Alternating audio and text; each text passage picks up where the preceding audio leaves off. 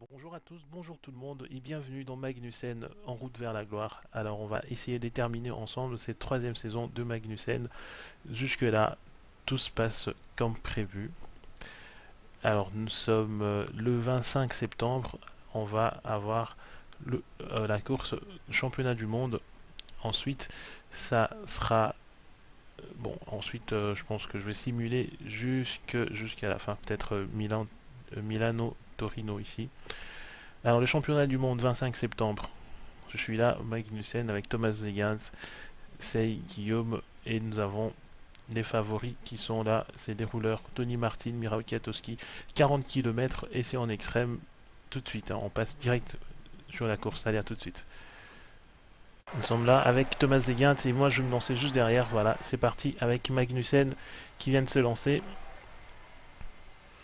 Donc c'est le championnat du monde, ça combien de kilomètres? C'est quasiment 40 km la course et il faut y aller progressivement.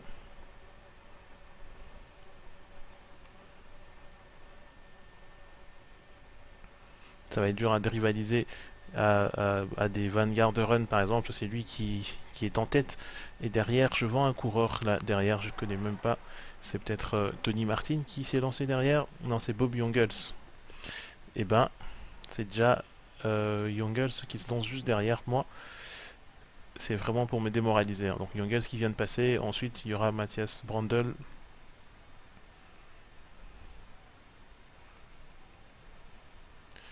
Et juste derrière lui, c'est le Suisse Spartacus Fabian Cancellara qui va maintenant passer. Et après, juste derrière, donc il y a d'abord, ouais, bon, Cancellara va il est derrière Cancellara. Voilà, donc on est là au virage avec Fabian Cancellara et Alex Dowsett, le rouleur britannique. Voilà Cancellara qui vient de passer. Et Dowsett maintenant qui va passer, le rouleur britannique dès la formation où Magnussen n'a pas... Il est assez loin au niveau de premier pointage. Voilà, Alex Dowsett, le britannique de la formation, je ne sais même plus où il est maintenant. Allez, Mirao Kwiatkowski également, un des favoris. Ce sont des gros poissons qui se lancent ici, hein. Comme ça, vous voyez Mirao Kwiatkowski qui va passer maintenant. Et après, Volgrève, on attend juste Tony Martin. Non, Tony Martin, ça sera peut-être pour plus tard. Et donc au niveau de premier pointage, donc je fais 1 minute 13 au niveau de premier pointage. Donc on va essayer de terminer ensemble cette saison, donc sur cette vidéo, et commencer la saison prochaine avec la, la FDJ, non avec l'Ethics Quickstep plutôt. Voilà, Adriano Malori. Là nous sommes avec Taylor Finney, il est chez la BMC, l'américain. Oh là là, tous ces bâtiments aussi, hein, ça cache la vue. Elle est Luc de Bridge, l'Australien de la formation Sky maintenant.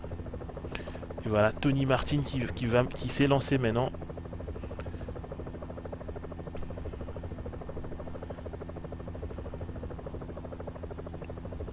Je peux pas changer de vue en fait. Si je change de vue, voilà Tony Martin. Allez là, nous sommes avec Luc de Bridge. Il y a Taylor Finney, Adriano Malori. C'est des gros poissons maintenant.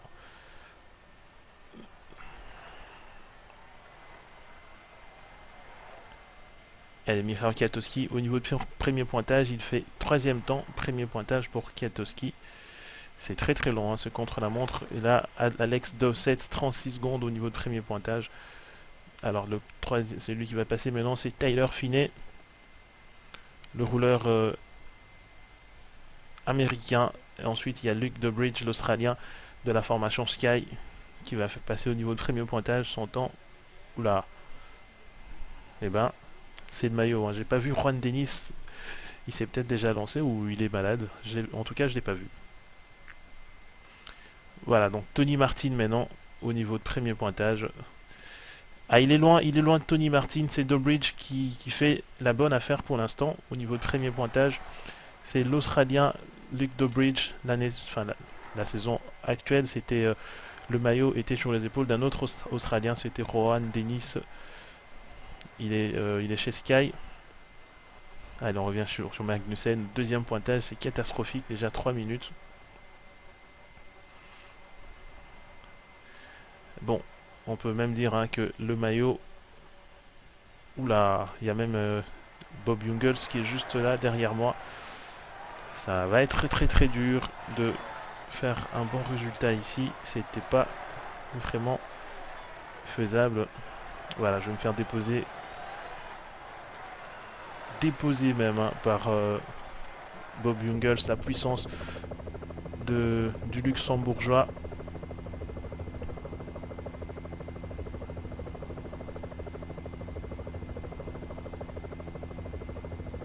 Voilà, incapable de reprendre à Bob Jungels. Et la dernière partie, ça va monter légèrement. Là, on va mettre peut-être à 70. On va tenter peut-être 70 ici.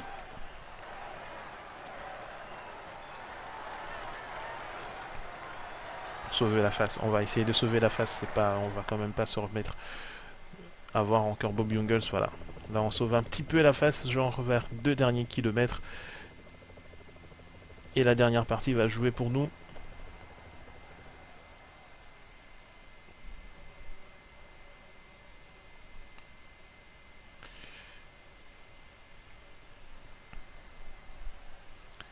Et donc le temps de Magnussen sur la ligne top 3 minutes 15 et Jungels qui fait 3 minutes, non Jungels je sais pas, il a fait 1 minute 46 et là tout de suite nous avons Matthias Brandl qui arrive, donc on va Matthias Brandl qui termine à 9ème à 1,48. Allez, j'accélère hein, pour que vous voyez. Mirao Kiatowski n'a pas Cancellara, non. Toujours Van Garderen, hein, c'est toujours Van Garderen qui est en tête pour l'instant et personne n'arrive à les déloger là-dessus, donc il est bien installé, l'américain. Vanguard ou Luke Doddridge, 27 secondes, je pense c'est fait. Non, il reste encore Tony. Bon, Tony Martin était déjà très loin, donc ça sera pas du tout Tony Martin. Voilà. Donc Van Garderen donc qui remporte ses classements, ses championnats du monde contre la montre devant Luke Doddridge et le coureur de la formation BMC, donc qui est devenu la Watmar, je crois. Le nouveau champion du monde, c'est donc Van Garderen, champion du monde contre la montre. C'est l'américain Van Garderen qui remporte ce championnat du monde. Voilà, je termine 35e à 3 minutes de Van Garderen qui remporte ce championnat du monde. Il a combien déjà lui? 78-79. Alors donc on a là les résultats du championnat du monde en ligne. C'est Alexander Kristoff qui remporte devant John Degenkolb et Matteo Pellucci. Donc on a les deux champions, c'est Van Garderen pour le contre-la-montre et Alexander Kristoff pour le championnat en ligne. On va donc se retrouver pour faire ensemble Milano-Torino qui sera notre dernière course de la saison. Et ensuite on passera dans à la saison 4 avec la formation belge Ethics Quick Step. Allez, donc la formation Nippon Ventini qui roule maintenant. On est à 24 km de l'arrivée et les difficultés qui vont se placer juste devant le peloton. Il y a deux coureurs en fait, hein, qui sont devant là. Allez, je pense que c'est parti pour la montée. Voilà. D'abord, ça commence tout doucement. Allez, ici, pour purée, je me suis fait enfermer là. Je suis pas dans la bonne position. Je suis pas du tout dans la bonne position.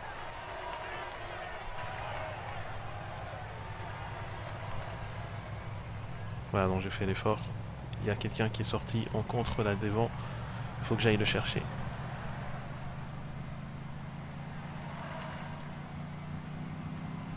C'est Yates. C'est Yates qui est sorti.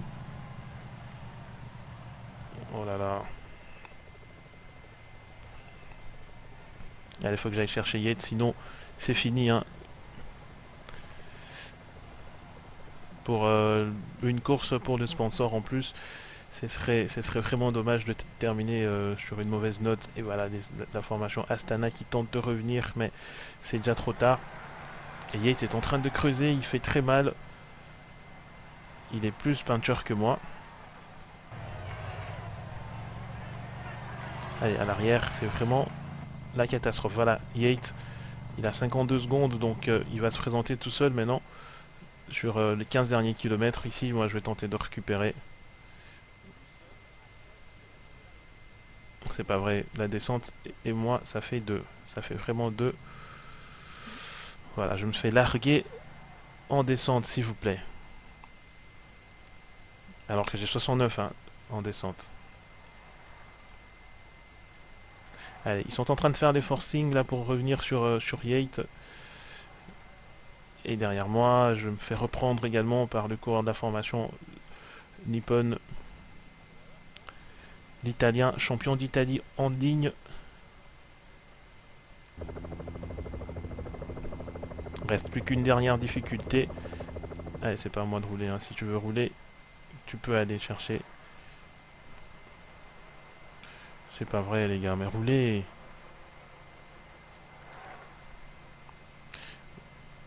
Oh là là.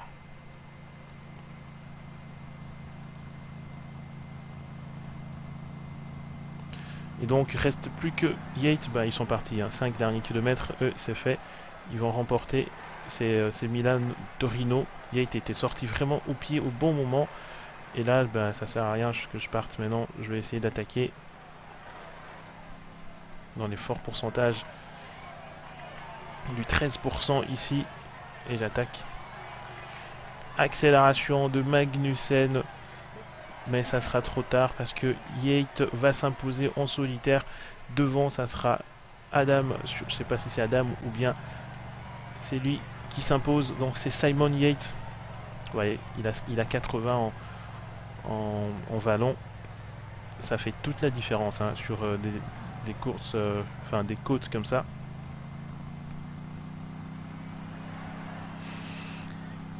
La banderole du dernier kilomètre, le kilomètre donc pour le Britannique de la formation Orica Greenedge qui va donner une victoire de prestige à son équipe. Victoire donc de Yates sur cette Milan-Torino. Et victoire de Simon Yates. Allez, Magnussen qui s'est fait reprendre également.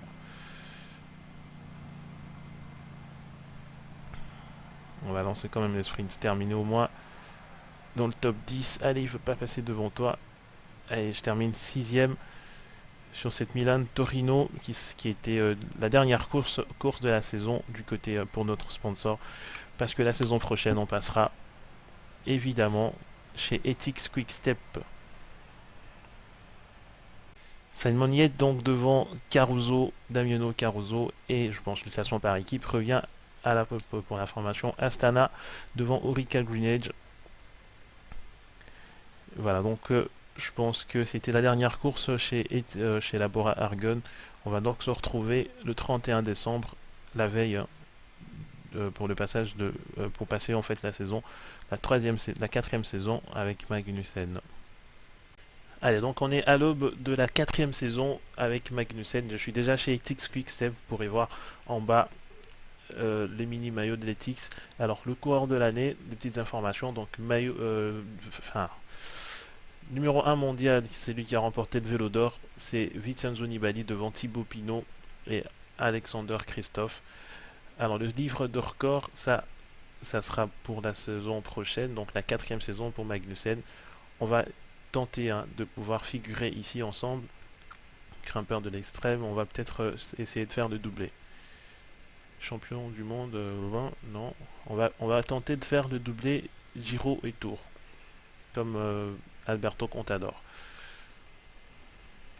Allez, donc on y est, saison 4 pour Magnussen à 22 ans maintenant. J'ai 22 ans. On va regarder l'équipe Ethics Quick-Step. Les coureurs qui sont chez Ethics Quick-Step. Je suis avec Vincenzo Nibali, le champion euh, le numéro 1 mondial, le vainqueur du trophée Cyanide de la saison passée. Il sera là. Lui, il va un petit peu me faire chier. J'ai Roman Kreuziger avec moi. Alors, du point de vue contrat, donc lui et moi, on partira donc à la fin. C'est bien. Et pour ce qui est contre la montre par équipe, donc il y a Tom Dumoulin, vous voyez, Tyler Finney, il y a moi, il y a même Declercq. Donc ça, je serai bien entouré. Alors, le plus important, c'est de pouvoir adapter mon horaire, enfin mon timing, mon tableau, mon planning plutôt. Alors là, je vais faire le Tour Down Under. Je sais pas qui sera là avec moi. C'est Vuelta Ciclista à la Mallorca, ça j'aime pas. Pas très intéressant, donc est-ce que c'est obligatoire pour l'équipe inscrit sur la course? J'ai pas envie. Ça me donnera le temps de respirer. Et le Tour d'Oman, j'y serai. Tour d'Oman, ça sera vers le mois de février. Homeloop et Newsblad, ça c'est pour. Je suis pas intéressé. C'est pour bah, les gens qui font les classiques pavés, quoi. C'est pour allez, peut-être pour l'image du sponsor à domicile, vu que je suis une star. Pour me faire chier dans le pavé, non quoi. Bon, on va faire plaisir aux sponsors, c'est pas vraiment un objectif, donc on fera plaisir aux sponsors là-dessus. Alors ça, ce que j'ai aimé, ce que je veux faire, le Tirreno Adriatico, parce que je regardais le parcours de Paris-Nice, pas très intéressant, alors que le Tirreno Adriatico, ça me tente. Il y a d'abord un compte la montre de 20 km, ça j'aime bien, en montée. Après, donc j'ai demandé à faire Milan-San Remo, parce que je connais quand même la recette hein, de gagner Milan-San Remo, donc on va tenter la recette ici. Après, bon, bah ici, donc le bloc janvier-mars, c'est fini. On va passer au bloc avril-mai. Alors, donc, l'objectif, c'est de faire doubler Tour de France et Giro. Donc, la Vuelta Ciclista, El País Vasco, je vais devoir zapper ça.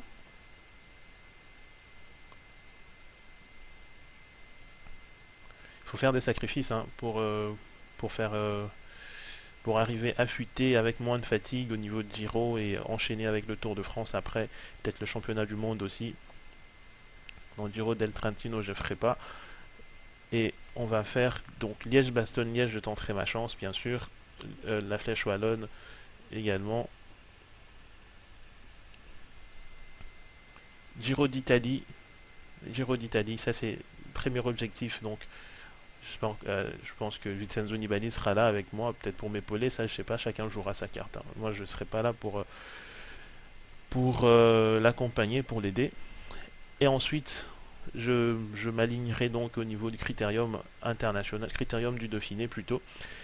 Et puis après, ça sera la route du Sud, un peu comme Contador. Donc j'hésite en fait entre le critérium et la route du Sud pour ne pas être trop fatigué. Bon, pour le sponsor, je resterai là. Et ensuite, la route du Sud, je vais peut-être.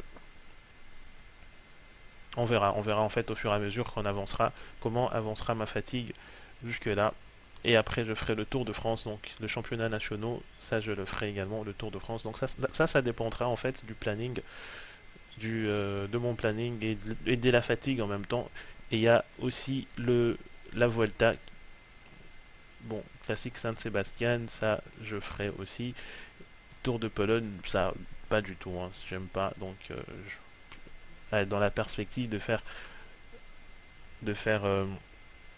la Vuelta aussi pour finir, allez, on va tenter. On va quand même tenter. Donc, l'objectif, c'est de faire le doublé Tour de France, Giro Tour de France et peut-être le championnat du monde aussi. Donc, il faut absolument que j'ai la main mise sur la fatigue.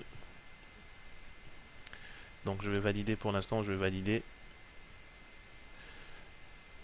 Alors, je vais essayer d'avoir la main mise sur ma fatigue pour l'instant. Donc, j'ai un entraînement plus 5 pour le Tour d'un under qui va commencer sur l'autre vidéo, donc la vidéo qui viendra juste après. Et puis après, vous voyez, donc j'ai coupé complètement entre temps pour en fait diminuer la fatigue. Ça, je vais encore diminuer. Et je verrai avec, allez, à la fin de cette saison-ci, comment les choses vont évoluer. Alors, donc, c'est fut un plaisir pour vous, hein, un plaisir de partager cette troisième saison avec vous. vous avez été là pour suivre l'évolution des Magnussen. Et là, ce sont des choses sérieuses maintenant qui commencent parce que je fais partie d'une équipe SIA Tour, donc une équipe UCI, enfin World Tour. Et là, les choses sérieuses commencent donc pour Magnussen. Donc je vous donne rendez-vous très vite pour suivre l'évolution des Magnussen ainsi que nos objectifs qu'on a fixés ensemble. Je vous donne, allez, je vous souhaite des très bonnes choses là où vous êtes, des bonnes vacances pour ceux qui sont en vacances et à très bientôt sur les routes, sur l'avenir de sur l'avenir. Allez, je vais quand même y arriver donc. Je vous dis à très bientôt sur les routes de Magnussen et sur l'avenir même de Magnussen qui se joue une saison avec l'équipe belge, les Tix Quick Step. Donc portez-vous bien. Ciao.